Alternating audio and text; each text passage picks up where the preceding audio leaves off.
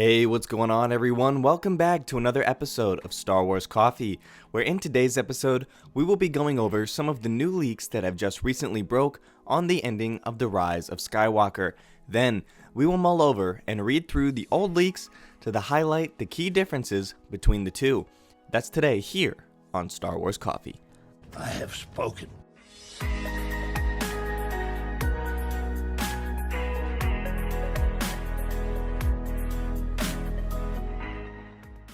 Hello there to all of the returning subscribers, but if you're new to the channel and you're just finding me for the first time, be sure to hit that subscribe button, hit that like button on this video and any other video from the channel that you check out, and be sure to hit that notification bell so that the bell is completely filled in, as this is the way you will never miss a new video the second it goes live. Do it.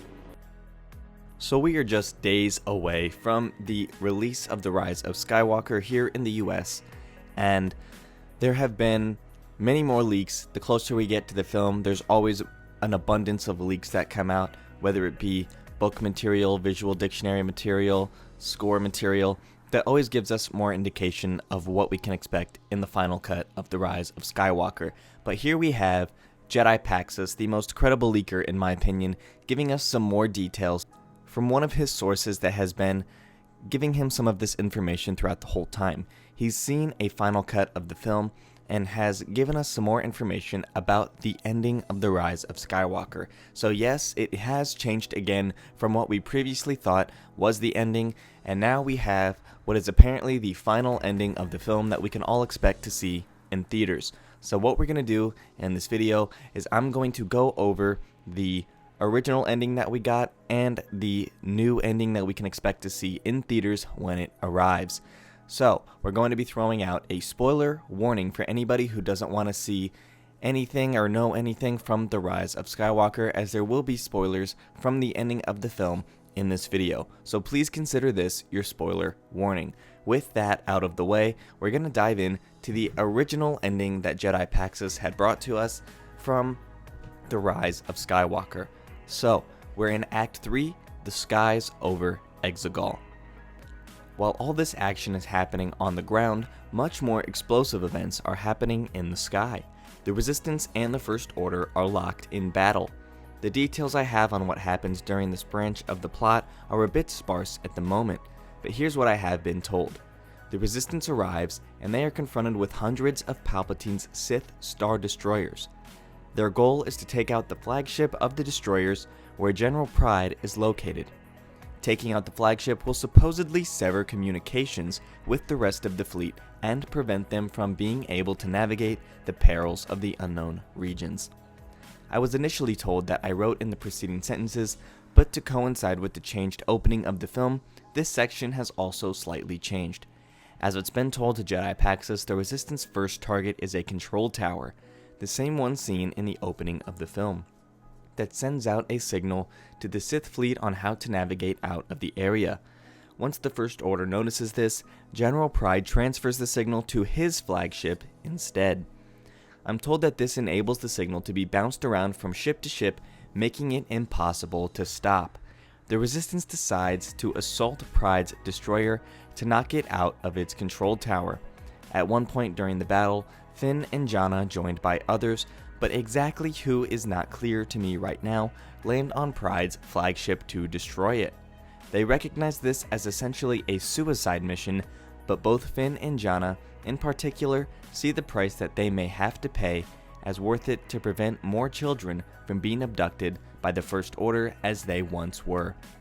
I'm told that this assault has the feel of a D-Day style landing, using the creatures Jannah has been seen riding in promo shots against Sith troopers.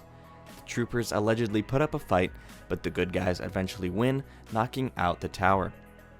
While the Resistance is taking heavy losses, General Pryde announces that they will simply transfer the signal to another ship and carry on. On the planet of Exegol. Having returned to full strength, Palpatine then shoots lightning into Ben Solo, forcing him to fall into a bottomless abyss, never to be seen again. Darth Sidious then shoots lightning into the sky at Resistance ships. This reportedly shorts the ships out, leaving them essentially dead in the water as it were. He reportedly continues to make statements about how Rey will join him. Rey reportedly lies on the ground and begins to concentrate, calmly but hard. She reaches out to the Force asking for help, and she finally begins to commune with the Jedi of the past. And being told that among the voices that she hears during this time are Obi-Wan, Ahsoka, among others. Although these names are the only ones I've specifically been told. And finally, Leia. In defiance of this, Rey grabs both Anakin's lightsaber and Leia's lightsaber, and Palpatine turns his wrath on her. It's lightsaber versus lightning at this point, and when it seems like all hope is lost for Rey, the specters of Luke and Leia come to her aid. They jointly work toward Force ghosts are no longer seen in the scene, but it's supposedly indicated that the Jedi of generations past are with her in spirit. They overpower the Emperor, deflecting his lightning back toward himself, killing him and unleashing an explosion powerful enough to make the arena that they find themselves in start to crumble around them. Darth Sidious, the last of the Sith Lords, is finally dead.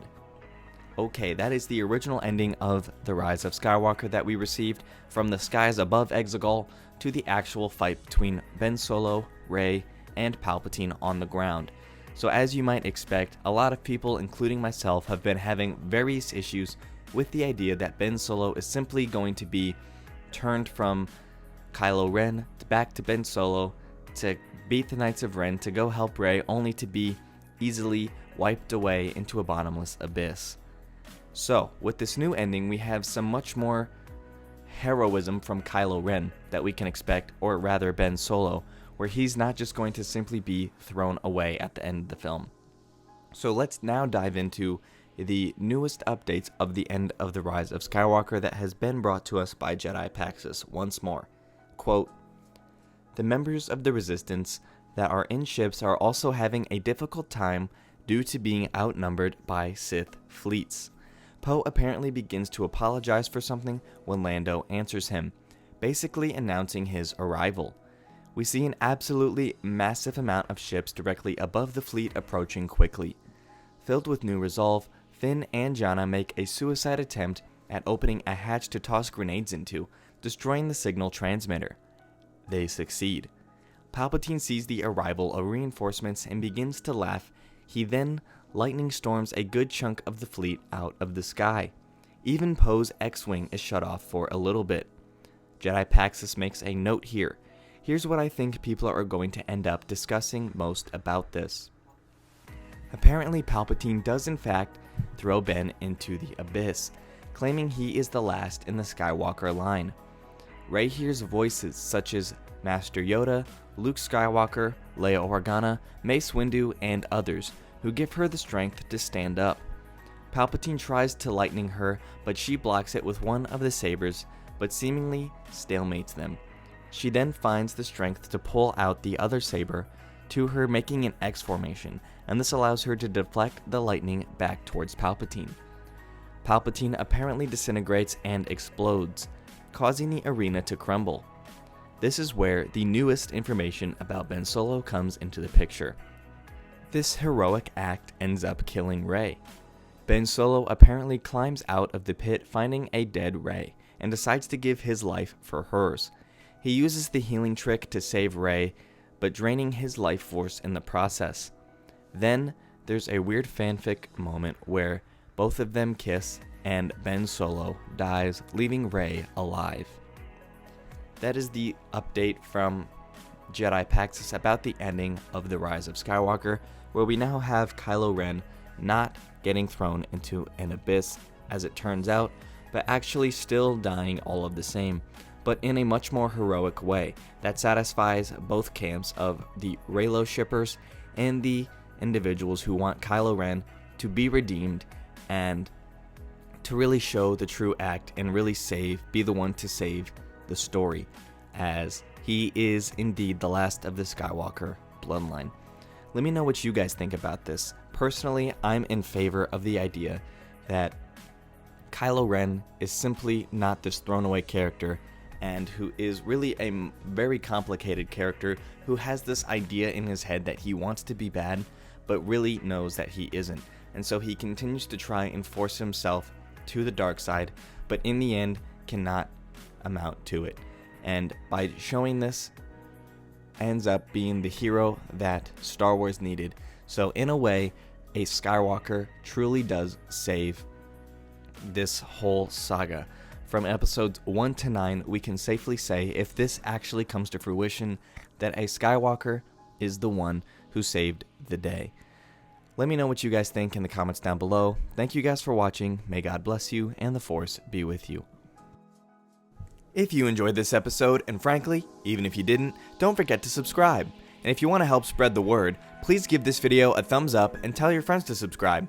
Please check out the official Star Wars Coffee merchandise, and don't forget to check out all of the content playlists on this channel, including The Rise of Skywalker, The Mandalorian, and much more.